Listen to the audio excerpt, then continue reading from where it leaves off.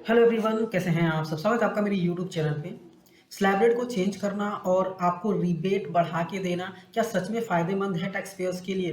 तो आज इस वीडियो में हम डिटेल में एनालिसिस करने वाले हैं कि क्या फ़ायदेमंद है और क्या फ़ायदेमंद नहीं है। यहाँ पे टोटल 8 एग्जाम्पल्स में लेने वाला हूँ और लेके आपको यहाँ पे समझाने वाला हूँ कि आपको कब फ़ायदेमंद होगा और कब फ़ायदेमंद नहीं होगा।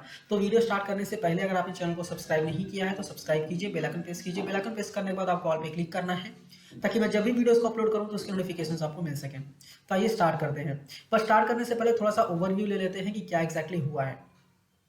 तो आपका नए टैक्स रिजीम में बेसिकली आपका बेसिक एग्जम्पशन लिमिट जो है वो बढ़ा के 3 लाख रुपए कर दी गई है। इसके बाद हर 3 लाख के गैप में आपका रेट यहाँ पे डिसाइड किया हुआ है।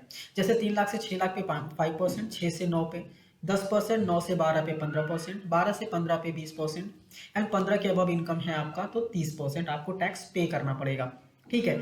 यहाँ पे बोला गया है कि 7 लाख तक के इनकम पे कोई भी टैक्स नहीं आने वाला है। कोई भी टैक्स नहीं आने वाला है ऐसा नहीं है, टैक्स आएगा बट वो रिबेट में चला जाएगा। ठीक है। दैट मीन्स कि 7 लाख के इनकम तक अगर आपको कोई भी टैक्स नहीं बोल रहे हैं, मतलब 7 लाख तक के इनकम तक आपको 25,000 रुपए का टैक्स आता है बट वो 25,000 का पूरा आपको रिबेट दे दिया जाएगा, इसलिए आपको 7 लाख के इनकम तक कोई भी टैक्स नहीं आएगा। ठीक है।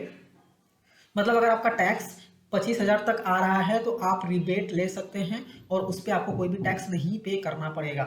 अभी यहाँ पे लिमिटेशंस बहुत सारी है न्यू टैक्स स्लैब में कि आपको बहुत सारी चीज़ें अलाउड नहीं रहेंगी, जैसे HRA, LTA, children education allowances, और आपने हाउसिंग लोन लिया है उस पर जो इंटरेस्ट पे कर रहा है उसका डिडक्शन आपको नहीं मिलेगा। चैप्टर 6 के डिडक्शंस नहीं मिलेंगे, जैसे ATC, CCD, ATG, ये सारे डिडक्शंस आपको नहीं मिलने वाले हैं।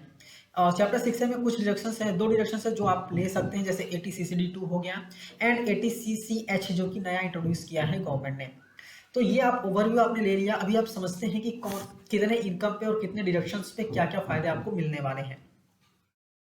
पहला एग्जांपल लेते हैं फॉर एग्जांपल आपके पास 7.5 लाख का इनकम है। ठीक है। सैलरी आपकी 7.5 लाख रुपए की है और अभी आपके पास डिडक्शंस हैं। अगर आपके पास डिडक्शंस हैं तो क्या केसेस बनेंगे, और आपके पास डिडक्शन नहीं है तो फिर कैसे आपको टैक्स देना पड़ेगा।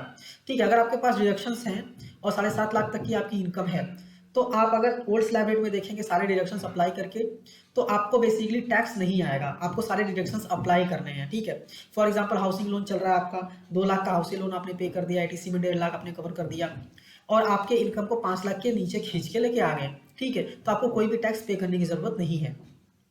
Same to same new slab rate में भी अगर 7.5 लाख की इनकम है तो 50,000 का डिडक्शन आपको मिल जाएगा और आपकी इनकम 7 लाख हो जाएगी। 7 लाख हो गई तो आपको जो टैक्स आएगा वो रिबेट में चला जाएगा, इसलिए आपको कोई भी टैक्स पे करने की जरूरत नहीं है। दैट मीन्स कि अगर आपका इनकम 7.5 लाख रुपए है तो आप ओल्ड स्लैब रेट में जाइए चाहे न्यू स्लैब रेट में जाइए, आपको कोई भी टैक्स पे करने की जरूरत नहीं पड़ेगी। ठीक है। अभी सेम हम केस पकड़ते हैं, आपके पास 7.5 लाख की इनकम है बट आपके पास डिडक्शंस है ही नहीं। तो अगर आप ओल्ड स्लैब रेट से फाइलिंग करने जाएंगे तो आपको 52,500 तक का टैक्स पे करना पड़ेगा क्योंकि आपके पास कोई भी डिडक्शन नहीं है। और अगर आपके पास डिडक्शंस हैं और बहुत कम डिडक्शंस हैं तो भी आपको टैक्स पे करने के लिए आ सकता है, लेकिन न्यू टैक्स स्लैब में आपको स्टिल कोई भी टैक्स पे करने को नहीं आएगा। तो ऐसे केसेस में दैट मीन्स अगर आपका इनकम 7.5 लाख है तो दोनों केसेस में आप न्यू टैक्स रिजीम से ही फाइलिंग कीजिए, आपको कोई भी प्रॉब्लम नहीं होगी और कोई भी टैक्स पे करने के लिए नहीं आएगा। नेक्स्ट एग्जांपल लेते हैं, आपका इनकम 8 लाख रुपए है। ठीक है। 8 लाख रुपए है, आपके पास बहुत सारे डिडक्शंस है तो सारे डिडक्शंस अगर आप अप्लाई कर देंगे और आपका इनकम 5 लाख के नीचे चला जाता है तो आपको कोई भी टैक्स नहीं पे करने के लिए आएगा। और वहीं पे अगर आपके पास डिडक्शंस हैं बट आप न्यू स्लैब रेट में जा रहे हैं तो आपको 50,000 का डिडक्शन ही सिर्फ मिलेगा, 7,50,000 की आपकी इनकम हो जाएगी। चूंकि 7 लाख से ऊपर हो गई है तो आपको टैक्स भरने के लिए आएगा। ठीक है। तो जो 25,000 छोड़ दिया था ना वो 25,000 भी आएगा प्लस 50,000 पे आपको एक्स्ट्रा जो रेट के हिसाब से टैक्सेस बनते हैं वो आपको यहाँ पे भरने को आएंगे, जो कि हो जाएगा टोटल 30,000 रुपये। अगर आपके पास डिडक्शन नहीं है तो बेनिफिशियल है कि आप न्यू स्लैब रेट से जाइए, क्योंकि कोई भी डिडक्शन नहीं है तो आपको टैक्स ओल्ड स्लैब रेट में बहुत ज़्यादा भरने के लिए आएगा और न्यू स्लैब रेट में आपको कम भरने के लिए आएगा। नेक्स्ट एग्जाम्पल लेते हैं, अगर आपका इनकम 10 लाख है, अगर आपकी इनकम 10 लाख है और आपके पास बहुत सारे डिडक्शंस अवेलेबल हैं, जैसे कि आपने 2 लाख हाउसिंग लोन इंटरेस्ट है, ATC, ATD, ये सारी चीज़ें कवर है। ठीक है। तो आपका इनकम 5,50,000 तक अगर आ जाता है तो आपको 22,500 तक का टैक्स आएगा भरने के लिए। बट सेम अगर न्यू स्लैब रेट में आप फाइलिंग करेंगे तो आपको कोई भी डिडक्शन नहीं मिलेगा और 52,500 तक का आपको टैक्स भरना पड़ेगा। अगर आपका ऐसा कोई केस है तो आपको ओल्ड स्लैब रेट से ही फाइलिंग करना पड़ेगा, जिससे कि आप अपना ज़्यादा टैक्स बचा सकें। अभी सेम इनकम है और आपके पास कोई भी डिडक्शन नहीं है सेम इनकम है, कोई भी डिडक्शन नहीं है, तो ओल्ड स्लैब रेट में आपको 1,02,000 तक का फाइन टैक्स बेसिकली भरना पड़ सकता है और न्यू टैक्स स्लैब में आपको 52,500 का ही टैक्स आएगा। तो ऐसे केस में आपको न्यू टैक्स स्लैब रेट जो है वो ज़्यादा बेनिफिशियल रहेगा। नेक्स्ट एग्जांपल लेते हैं, अगर आपका इनकम जो है वो 12 लाख रुपए तक है और आपके पास सारे डिडक्शंस अवेलेबल हैं, मतलब हाउसिंग लोन, एटीसी, एटीडी सारी चीज़ें आपके पास अवेलेबल है। एचआरए, अब एचआरए भी कंसिडर कर सकते हैं, वो भी आपका इनकम कम ही करता है, ठीक है। तो बेसिकली ओल्ड स्लैब रेट मतलब ये है कि आप अपने इनकम को कितना कम कर सकते हैं और उस इनकम पे आप टैक्स अप्लाई करके देखिए कितना टैक्स आता है आपको। तो यहाँ पे आप सारे डिडक्शंस को हटा मतलब लगाइए और देखिए कि कितना टैक्स आता है भरने के लिए आपको। यहाँ पे मैंने कुछ ही डिडक्शंस लिए हुए हैं, बट 7.5 लाख तक का इनकम हो जाता है और उस पर 62,500 तक का टैक्स आता है। बट सेम केस में अगर न्यू स्लैब रेट हम जाएंगे तो यहाँ पे 82,500 का टैक्स आता है। तो ऐसे केस में आपका इनकम 12 लाख है, आपके पास डिडक्शंस अवेलेबल है, तो डेफिनेटली आपको ओल्ड स्लैब रेट से जाना चाहिए।